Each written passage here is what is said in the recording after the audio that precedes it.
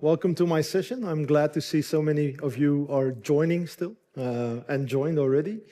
Today I want to talk to you about how we marketed and created a successful game in 3.5 months using the Unity game engine. This is not a technical talk. I have a few disclaimers as well, which I will go over, but I'll introduce myself first. So my name is Mike Cook, and I am the CEO and co-founder of a game studio called Cybernetic Walrus.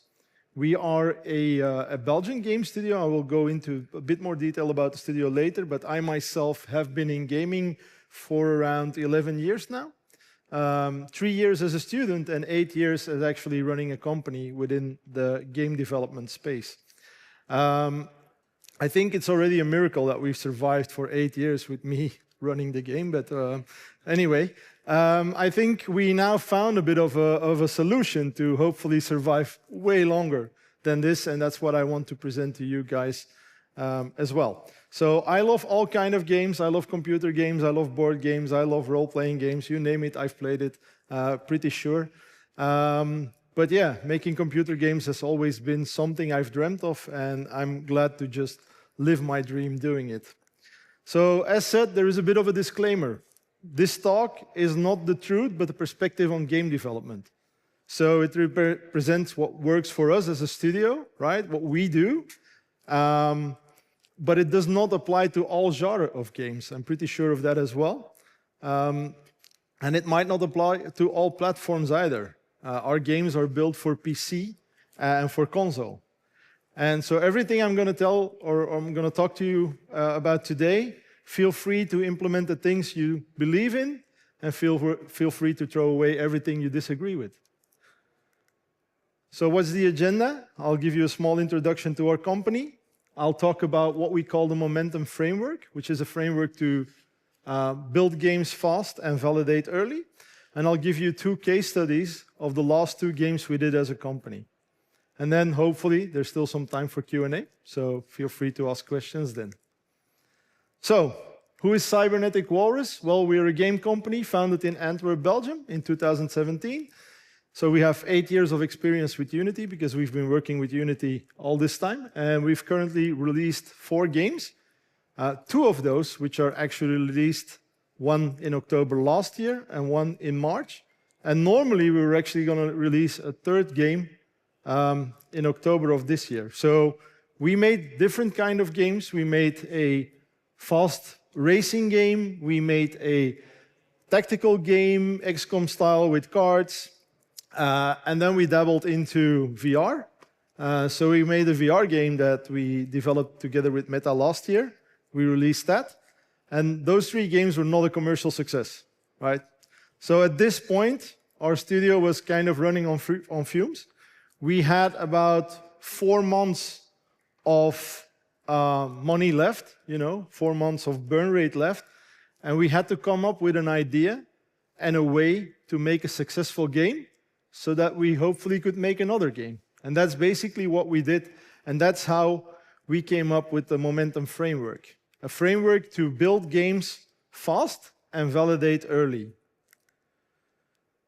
When we look at classic game development, right? Classic game development usually is we make a prototype, we make a vertical slice, and we go into production. And it's usually when we're making this vertical slice that we look for funding and that we look for a way to validate what we've made, and hopefully there's a publisher that comes in and that wants to fund us, or there's an investor that wants to fund us. I think the early days, that was before I was a game developer, people could probably already get money on a prototype or on an idea. But that's no longer the case. If you now go to a publisher, they will say, okay, how many players do you already have? Or how's the traction? Or how many people are on your Discord? And that's very hard if you're starting out and you don't even have a game yet. It's also the question, like, when do you start sharing stuff when you build games? So there's a lot of these questions, and basically in the classic game development, when you do prototype vertical slice, Usually in that stage, or at least that was the case for us, we were working for 9 months to a year before we had something we could call a vertical slice. And for us, it did not work. So when I said that our studio was running on fumes and we had like 4 months left, we know we could not do this. We could not go into this classical model of building a prototype, building a vertical slice. And then production, of course. So we came up with this idea of the momentum framework. It was the momentum to do something, right? So that's why it's called that way.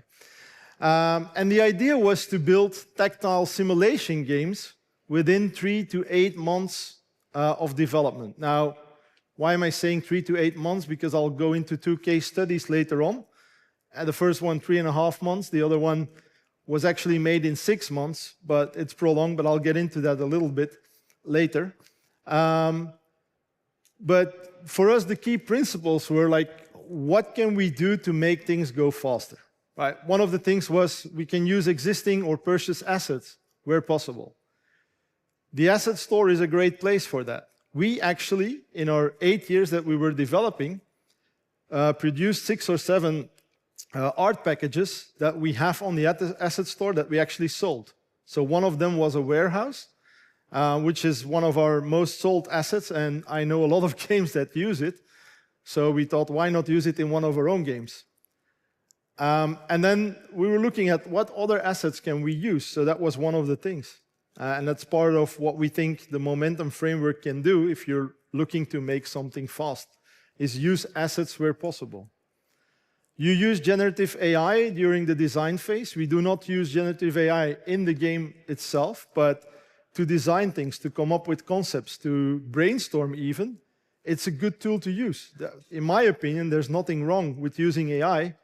It's just a tool that helps you move things along faster. And that's the idea, right? We want to move things along faster. We also want to validate market interest very early on, right? Because if there's no market for a game we're building, then this is not going to work in 4 months either. So we want to know in the very beginning, is this something that will pay off? And then there's a point where we expand on successful projects, and then move away from failures. We have not yet had to move away from failures. I'm going to be very honest, but it's part of what we had in our idea when doing this. So the last thing about this framework is that it also emphasizes on scoping and on agile workflows, and so on rapid iteration, because we do not have the time to do everything. So we want to go fast and we want to iterate fast. So, and those are the key principles of the momentum framework. Now I'm going to go into a bit more detail. So the first phase for us starts with ideation, right? We need to align project ideas with strategy, and we need to assess the feasibility of doing a project. So the first thing we did within our studio is we performed some market research, right? We looked at what games are selling right now. What is working? What are people buying? And this is actually a very important step, because I know a lot of you want to make their dream game. And I've been there, I've tried it. For me, it didn't work, right? And that's sad, because I thought if I make my dream game, there are more people like me and they want to play my game because I like these games. It sometimes works, I guess, for some people, but for us, it didn't work, right? So basically, we took the market and we said, like, okay, let's look at what works well. And I can also recommend you guys, if you don't know, Chris Sakowski has a great blog about how to market your game. He actually wrote an article, I think, last week or 2 weeks ago that also features one of the games I'm going to talk about, which we may or are making. But he talks about which games are kind of trending at the moment and which games are easy to build, especially also for new teams. We're not a new team, but we needed a new concept. And we looked at that, and then we started playing games, right? We looked at the first game that we made was a horror game, because we know there are a lot of people who like horror, so we started to play some horror games and see, like, what works within horror games. You know, what are the good ones, what are the bad ones? Now, we also knew that we as a company could set ourselves aside a little bit because we are known within the people that know us, so probably none of you, but some of you, for doing great graphics and realistic graphics. So when we see these horror games, they're usually a lot more stylized, or they use some sort of filter or whatnot. So we thought, let's try to use, you know, the realistic graphics to our advantage.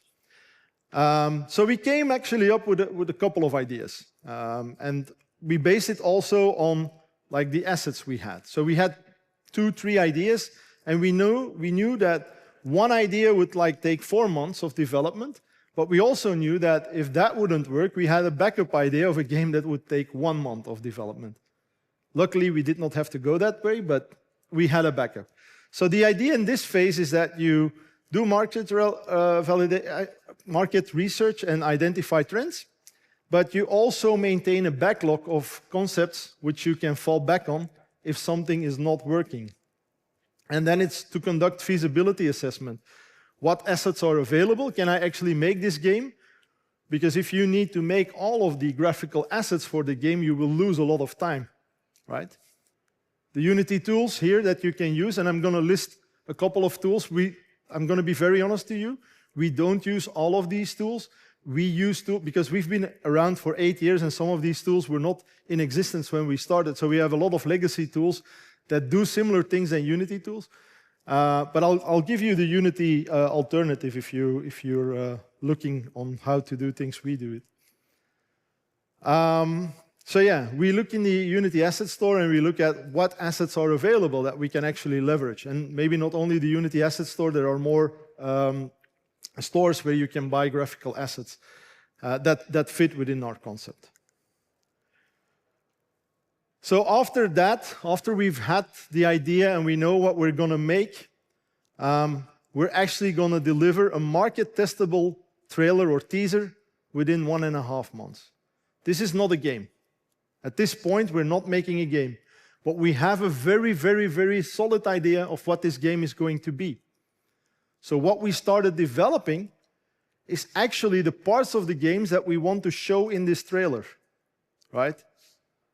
And I'm going to talk about 2 games, Roadside Research, which is not out yet, which is the game we're working on now, and Order 13. But for example, in Roadside Research, what we've done is, if you look at the trailer, and I'll show it later on, you will see there is a scene in there where you see a person stacking a shelf with products. That is actually part of what we had developed within, I wouldn't call it a game, but within the thing we were going to develop to become a game. But for example, like in these market games, you would also need to buy the stock to actually fill those racks. The buying the stock is not something we developed. So basically what we do is we use something called the Moscow principle or Moscow model to prioritize what we're going to make to show in this trailer or not. So what is the Moscow model? Moscow stands for must have, should have, could have, or won't have. It's as easy as that. So we go over everything and we decide this is a must have, this is a should have, this is a could have, and this is a won't have. And every time we shift or do another phase, we go over this list again and again decide what is a must have. Because buying items from a vendor to then put in your store is a won't have for the trailer, but it's definitely a must have for the full game, right? So that's how we prioritize things. We use agile development with weekly sprints, daily stand-ups, and weekly reviews. And then we leverage existing or purchased assets. That's basically what we've done. So to make it go faster, to stay within that 1.5 month, we see what we can buy, but we already know that from the previous phase, right? Unity tools we use, Timeline, Cinemachine, and the live capture package.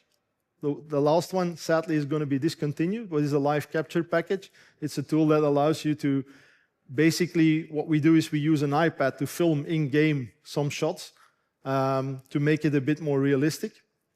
And Timeline and Cinemachine, I'm guessing you guys know what that does. But so after this second phase, so after this 1.5 months, we have our first market validation phase. And that is very important, because instead of spending 9 months in classical development and going to publishers to see if they would like what we're making or not, we actually know after 1.5 months whether something is going to work or not. So basically, we already built and launched a store page because we want to capture an audience, right? And we want to capture wishlist at that point. We deploy a trailer teaser video to TikTok, YouTube. We contact outlets like IGN, ask them to show our video, and if it's of high quality, they will. And based on that, we track KPIs like the wishlist, the growth of our Discord community, and other engagement metrics, right? And that's basically what we do to see if there is enough market validation. And I'll talk about the games we've done and what the results were for that.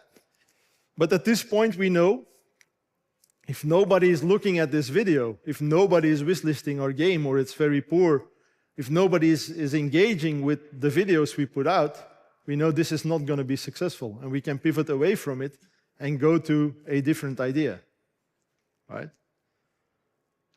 So here, again, it's either expand or pivot.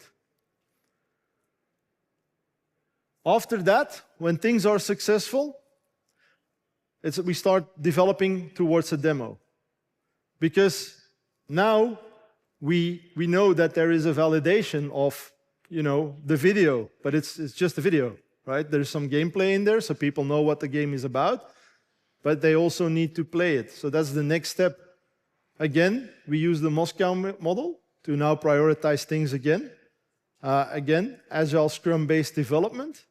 We keep leveraging existing and purchased assets. And this is also where we start doing private playtesting and community alpha and beta playtesting. So it's not the idea to just throw a demo out there. We want this tested as well. If you have a successful first phase of market validation, you will definitely get some people on your Discord as well.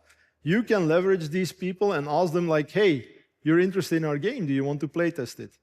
On top of that, we also use private companies to do playtesting, where they look for playtesters for you. They hand them the game, and they play, and you can get feedback from that as well. But I think this is very important. You need to have some feedback from the community as well, because you need to find out early what is wrong with your game, because at this point, you've never done that, right? You just made a video that seems to work.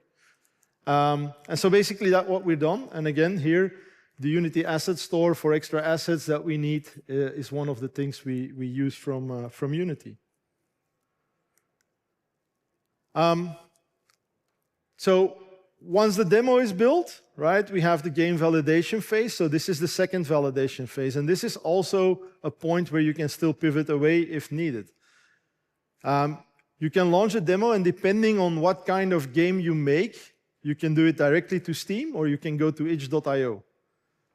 For Order 13, I'll come back to that later, we went to itch.io first. The good thing about it is there you have a community of players that play a lot of weird games, do not care too much about the quality, and will probably also make videos about the games they play and post them on YouTube or wherever they play, or they stream on Twitch. You as a developer can then actually follow that and get their feedback. And this will also help you improve your demo for Steam. You also want to leverage a Steam Next Fest, right? This is the point where you want to leverage a Steam Next Fest. Big tip here is do not launch your demo the week before Next Fest. Launch it a couple of weeks before Next Fest. Because again, you want to capture problems you have with the demo, and you want to fix them before the big audience starts playing your game. Here again, you track KPIs, you see how your wish lists go, how the downloads go, how your community hopefully grows further on Discord. And you use analytics to fine-tune the game, right? So we also use built-in analytics. You can use UGS analytics for that. There are other tools available. But we want to know, like, what is the point where people stop playing, right? Or where are they stuck? Or, like, yeah, how many days do they play in game? Or how many items do they buy? Or How does it go money-wise with the economy? These are all things you can track. And this is interesting information because you're still trying to build the best game you can, right? It's not about, let's build something in 3.5 months, throw it out there and see what happens. It needs to be good. Players still want a good game. The good thing is the genres we're building in, you can get away with a bit more jank than in other games or other genres, right? If you're building, I was talking to somebody, might be here, like a 4X game, it's going to be harder to get away with jank than if you're building something like a horror game. But again, this is a point where if you see that things are not going your way, you might want to pivot away and look for a different idea to work on. Then the last phase, so if we go on, that is then the full production, right? So here we get to a full game, an alpha state, beta state, and again, we use our community to test, we use external partners to test. We go through certification in case of console, and we work towards a game launch. The Unity test framework can be used here, Unity DevOps, and again, the asset store for filling up where you need more content is definitely a thing. And it's not content as in visual things. There are other things as well that I haven't talked about, but that jumps to mind. Like, why would you build something? And that's always the case for us, or what we think about. We can build something, let's say we want to do something special with lighting or whatnot, and we can build that in like, well, let's say 2 months, but that's too long, right? There might be a package out there that somebody else already did that we can just modify in a week's time to get the same result. And that's basically what we're trying to do. Leverage these things that exist, make them our own. Usually most of these people who make asset specs for Unity, they're very willing to help as well. So we reach out to some of them and say like, hey, we're trying to do this is not working. Do you know why? Can you put us in the right direction? Or even they will help you and set it up for you. So, but this saves a lot of time. This saves a lot of time. Okay, and then we launch, and we hope everything's fine. So the key benefits of using this framework are you can rapidly iterate, you have early market validation, there is a big team alignment, that's also something that's very important. What we do within the studio, we're a small studio. Our core team is like 6 people. We now expanded to 11 people. But within those, the 6 people, it's easy to align. We can easily go like, okay, what do we like, right? I would like to make something completely different, but there is always something within the genre if you can get together and you come up with ideas that everybody goes like, oh yeah, that would be cool. That's what we need to make. And that's basically how it happened for us as well. We had an idea like this is where we want to go to, like this is the kind of game we want to create. But what do we all like when we create this? And I think this is important as well. And this is also a very scalable approach because you start with something small and you build it out bigger and bigger. There are additional useful Unity tools that you can use, and I'm thinking Unity version control. There is shader graph that we use. There's the Unity cloud build. So all of these tools we use as well. We use a DevOps system where we can get like daily builds ready that are not running on somebody's machine, but that are running on a server, and that we can get out pretty quickly. So all of these things do help us with building our games faster.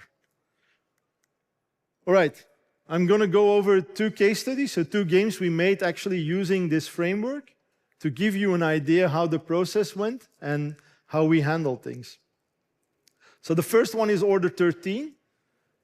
So Order 13, it's a horror game, so I'm also going to warn you. I'm going to show the video. There's a little bit of gore in there. If you don't like it, close your eyes. But I'll come to that in a second. But Order 13, what is Order 13? Well, basically, it's a game. Remember that warehouse I was talking about? It was something we had lying around, so we thought, okay, let's do something in a warehouse. What can we do in a warehouse? Well, order picking, because what do people do in a warehouse? They go order picking. And when we came up with that idea and we showed the trailer, everybody immediately will, oh, an Amazon worker, right? Sorry, nobody from Amazon here? So they went, oh, this is an Amazon. I'm an Amazon worker, right? What a fantasy. Cool. An Amazon worker. So basically, yes, you are an Amazon worker. You get a ticket. The ticket says where you need to go into the warehouse. You go into the warehouse. You play a small mini game where you have to remember a code and type it in.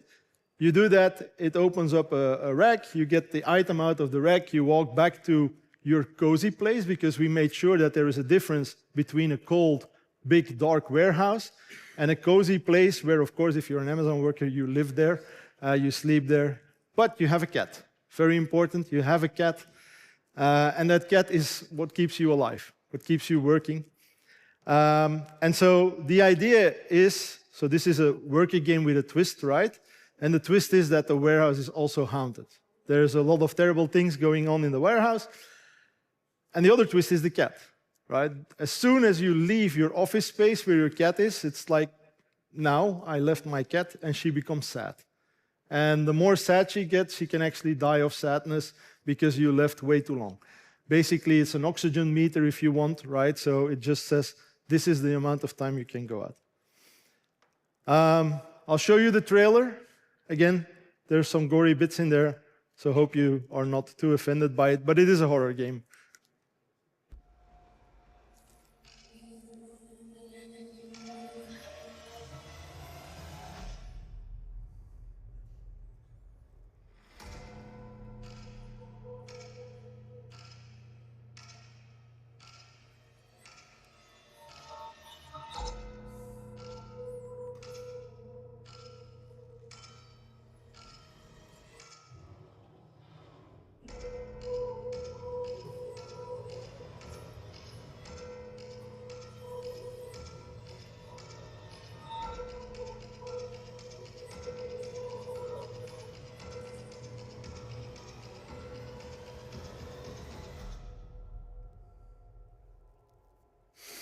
All right, thank you.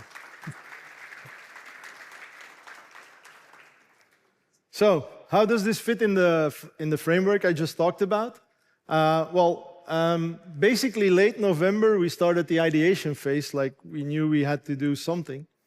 And the idea was actually, here it says the teaser and HIO demo was released mid-January, but we actually had the idea that we needed to have a demo ready by December 15th. And that's actually what we had. We had everything ready for a demo for this game, so we actually did it in 3 weeks, where we knew, like, this is what we need to show. And we did this together with a publisher. We work with Oro Interactive, which is a Belgian publisher. They are into these niche of games as well. But sadly, you know, December 15, holiday season, it was kind of hard to release that trailer. So we were not able for this first project to actually release the trailer in December. So what we did is we said, okay, if we can't release the trailer now because there's no bandwidth for it and it's the holidays, we're just going to go for a demo and we're going to do both and we'll see where it ends. Remember, I said we had one backup plan of a month. So we were like, okay, let's do it. We'll see what happens. At that point, I'm also going to be very honest. I was okay with the fact that my studio would not survive. I was really like, I've put a lot of work in it. There are fun moments and there are hard moments. And this was like, you know, if this doesn't work, I'm done with it. We still have that 1 month thing to do, but, you know, that would be it. So luckily, when mid-January we released the demo on itch.io, we immediately got some very good feedback. It was very positively received. We saw that the views on the demo were crazy, and what we noticed most is that we also capture like every video that is made about the game. And so in the first day, you see 1 or 2 videos popping up, and it went crazy from then on, like till 10, 20, 30 videos a day from creators just making content on this. And that's when we also knew, like, okay, this is going to work. You know, this is going to be a game that works. And so we fine-tuned everything to get ready for a Steam demo, because mid-February there was a Next Fest, and we knew we need to leverage that to actually be able to get there. And so we did that. And when March came around, we needed to launch March 10th. Why? Well, we needed to launch in March because we had money for April, and then we would need the funds from selling the game to actually survive longer. So we started selling in March. We had 34,000 wish lists when we launched this game. And we sold like 10,000 copies in the first 2 days, which we already knew, like, okay, this is gonna work for us. This is gonna at least give us enough money to make another project. So it's 34,000 wish lists at release. We now sold 115,000 units of this game and have a return on investment of around 129%. So this game is our first actual commercial success, which we did in 3.5 months. So I was happy again. Thank you.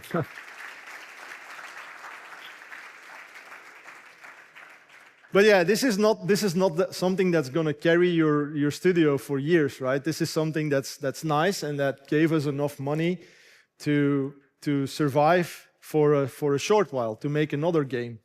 So again, process started again, and we sat together. We played like all of the game. What we knew was we needed to make something multiplayer because we saw games like I don't know if Peak was out. I'm looking at Baptiste, he's one of our programmers. But I don't know if Peak was out, but we saw games like Little Company and Repo. Repo was one of the games that was doing very well. And we thought, like, yeah, maybe we should make something like that. Something where friends can play together, because if one friend plays and he tells other friends about the game, you know, that's definitely going to work. So we wanted to do something multiplayer, but we were also very realistic. We did multiplayer before.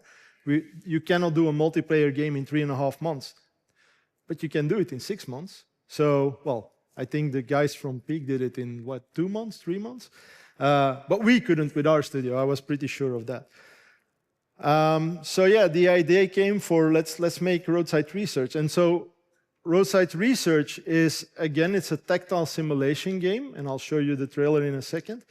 So it's a tactile simulation game where you run a gas station.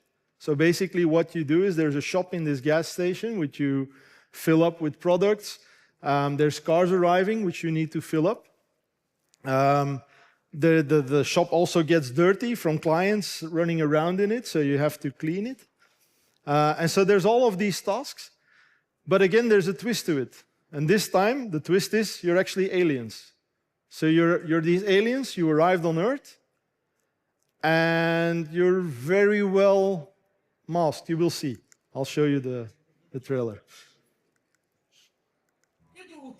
This is our 5th day here on Earth investigating humans. We still don't know much about them. They like these little metal cylinders and desire other strangely shaped items.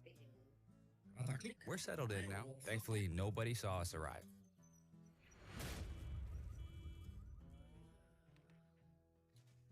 The humans come here every day at the same time for the same things. They are so fascinating. As long as our research can continue, the mission stays the same. But some of them are different. We have to be careful when they arrive. One thing is certain, our mission must succeed.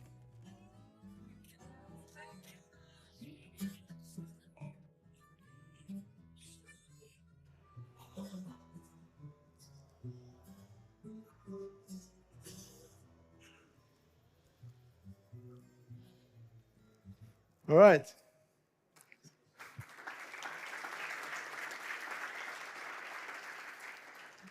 So Roadside Research.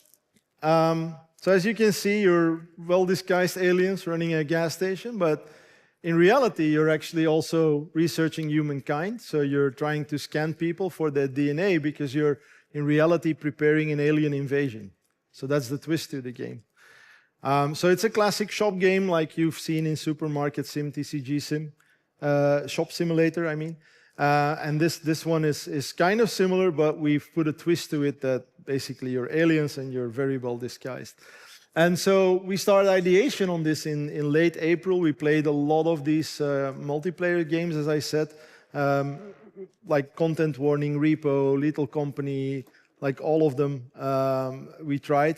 And we came up with this because we also tried some of the games like Supermarket Sim and many other games. And this was something that the entire studio got behind and was like, oh yeah, let's do this. So we started late April with the idea, let's do the teaser early June. And so we launched this teaser on June 2nd. And in like, I think it was launched on a Thursday, and Monday we had 70,000 wish lists. So we were like, okay, this is crazy. With one day, with over 20,000 wish lists just from this video. What happened is we posted the video also on TikTok. A lot of content creators organically picked it up. We didn't do any paid content creation also for Order 13. This is all organic. They picked it up and they started commenting on the video and said like, oh, this is a game, you have to see it, blah, blah, blah. Those videos went viral into the millions of views. The trailer we put out ourselves also had like almost 1 million views, I think. So again, we knew, okay, this is gold. This is what we need to do. We already have, I was like, if we can get like to 40,000 wish lists in 1 month, I will be very happy. We passed it in a weekend. So basically what we did was then, yeah, let's go into the Steam demo. Of course, there's a lot more to this game than Order 13 because it has a lot more game mechanics as well.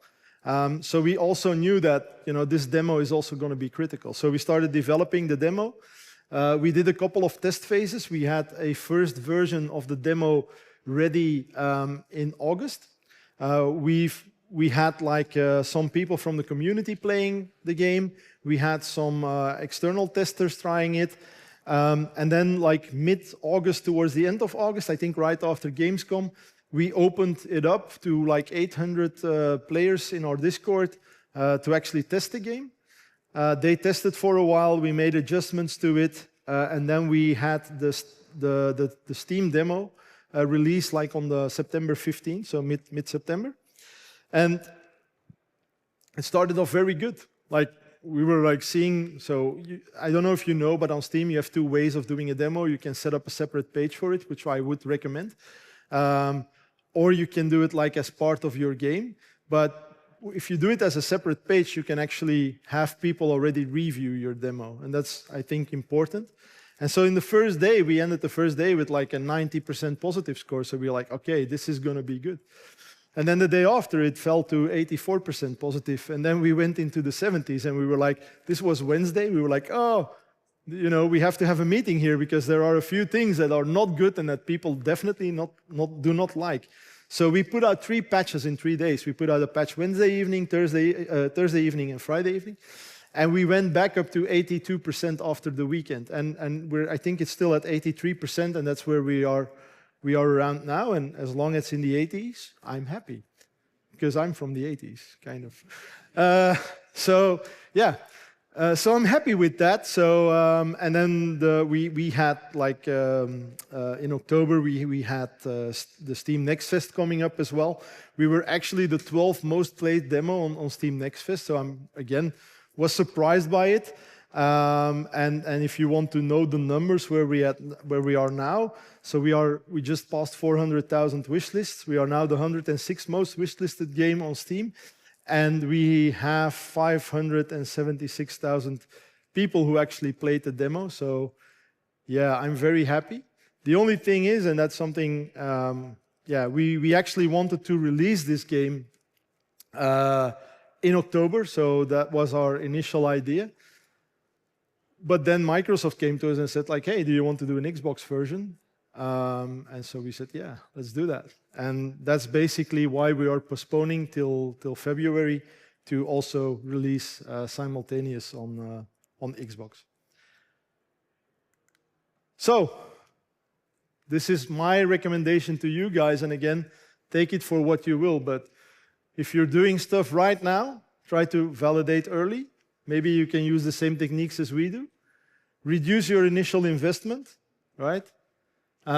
Be prepared to pivot. We haven't had to do it, but I was ready for it.